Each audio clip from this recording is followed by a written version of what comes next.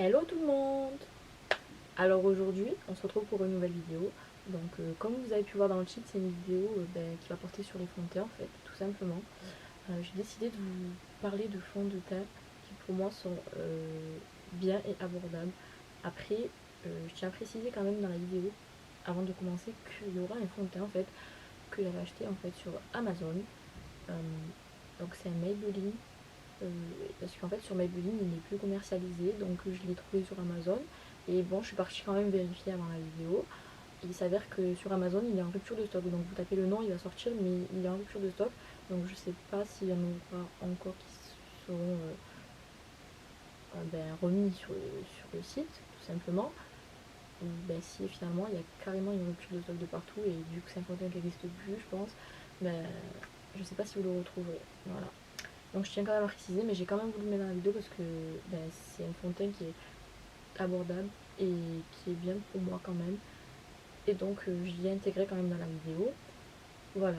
Donc sinon dans cette vidéo, comme je vous ai dit, pour reprendre, je vais parler de fonds de teint.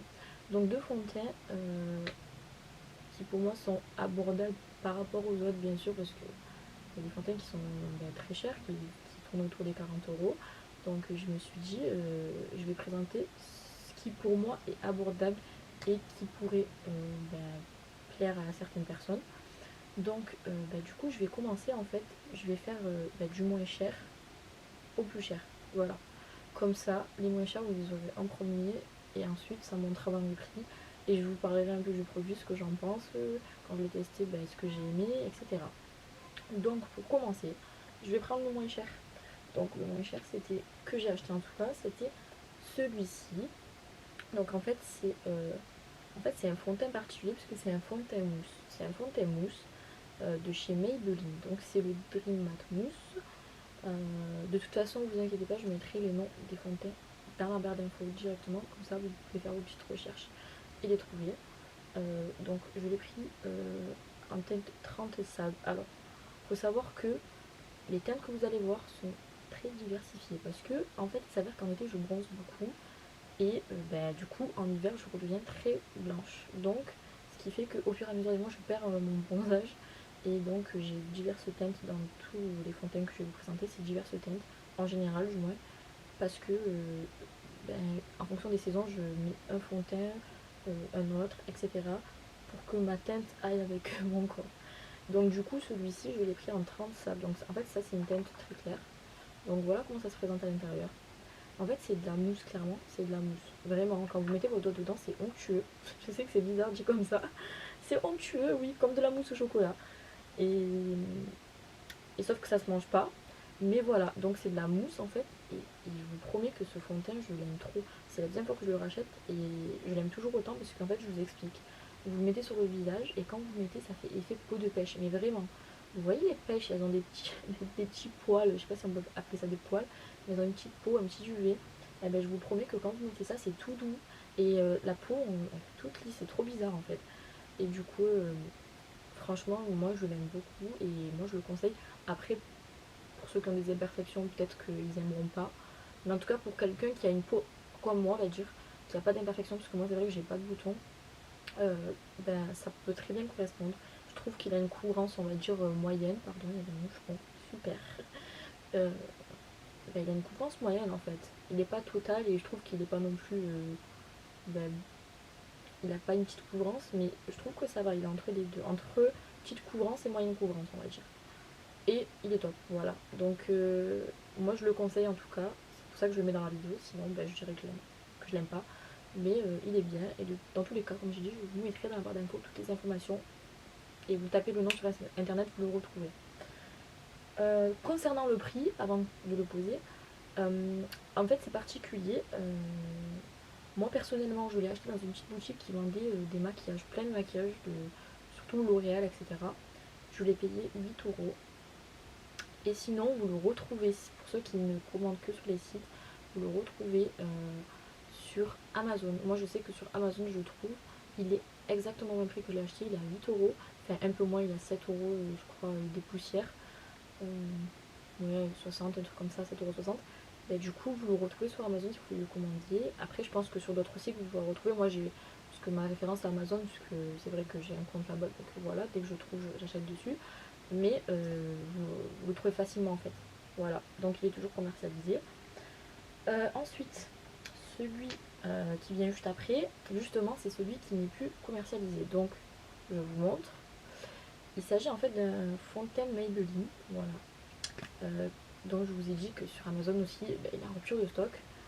Et moi, celui-ci, je l'ai pris en teinte 26, donc c'est le Honey Beige. Donc celui-là, c'est la teinte en fait quand je commence à débronzer petit à petit. On va dire que je commence à mettre celui-ci.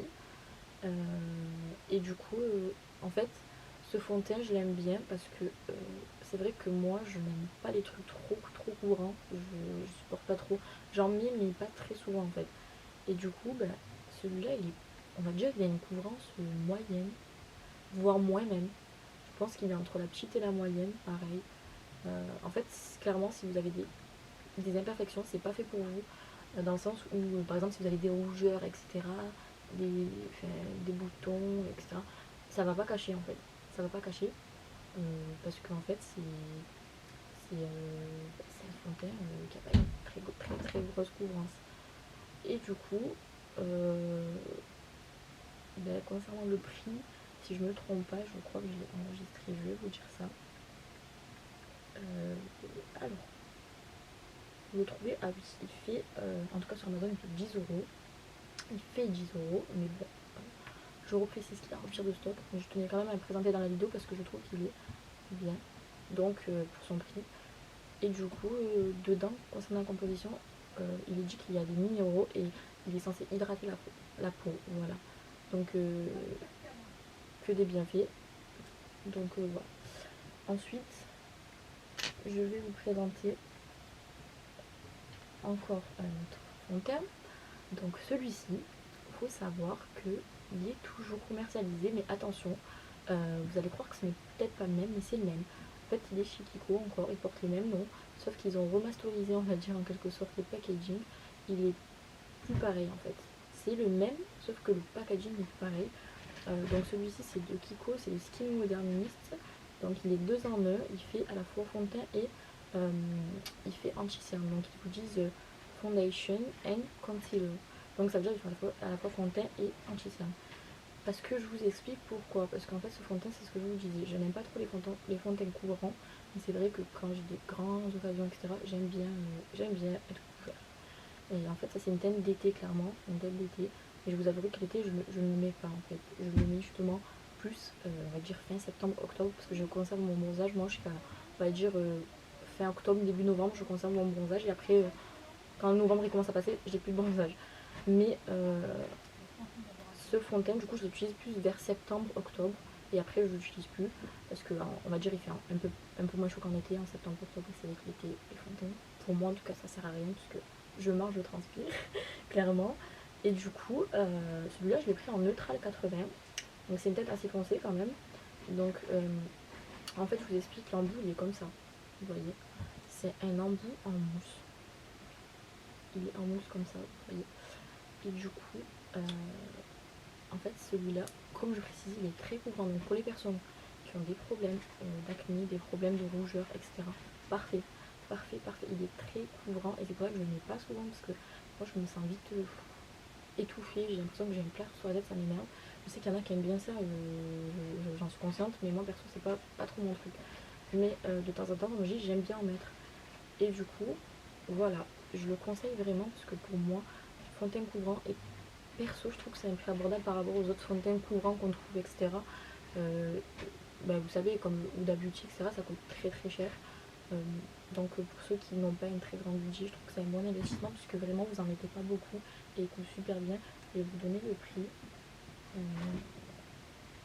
Donc en fait il est à... Alors en fait en plus, écoutez bien, comme c'est les soldes, de base il fait 18,99€, donc 19€ sur Kiko.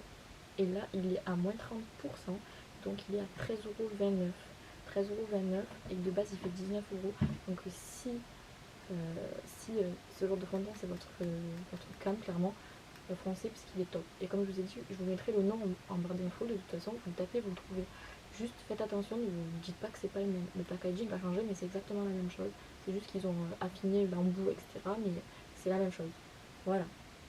Pour terminer, je vais finir avec mon chouchou de la vidéo, qui est aussi commercialisé comme le Kiko. Mais par contre, pareil que le Kiko en fait.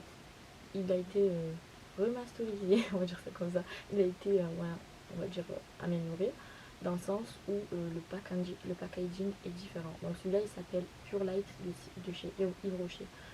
Et en fait, clairement c'est un de mes fond de teint préférés parce que ce fond de teint il est ni trop couvrant ni pas assez. En fait il est, on va dire, moyen. Et ça j'aime trop.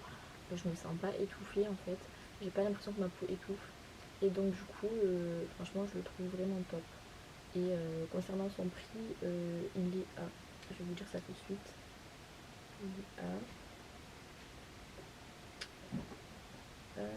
il est à 23 € de base et en solde il fait 11,50 €. Il fait 11,50 € en solde et il est à 23 € de base. Donc, et le nouveau packaging par contre il n'est pas en pompe comme ça, il est en fait sous forme de pipette. Vous mettez comme ça, vous voyez, vous dosez. Et donc voilà. La teinte c'était beige 300. Donc franchement très très bon fond de teint et il donne de la lumière, il donne beaucoup de lumière et moi j'aime ça. Il porte bien son nom, je trouve. Pure Light c'est très bien trouvé. Donc j'en ai fini avec cette vidéo. J'espère qu'en tout cas elle vous aura plu. J'espère que vous avez aimé. N'hésitez pas à lâcher un pouce bleu, à commenter, à vous abonner et à activer la petite cloche pour recevoir une notification quand je tirerai des vidéos. J'espère que je suis très claire quand je m'exprime. Enfin, je pense l'être, mais dites-moi si c'est pas le cas. En tout cas, merci d'avoir regardé la vidéo et à une prochaine. Bye bye.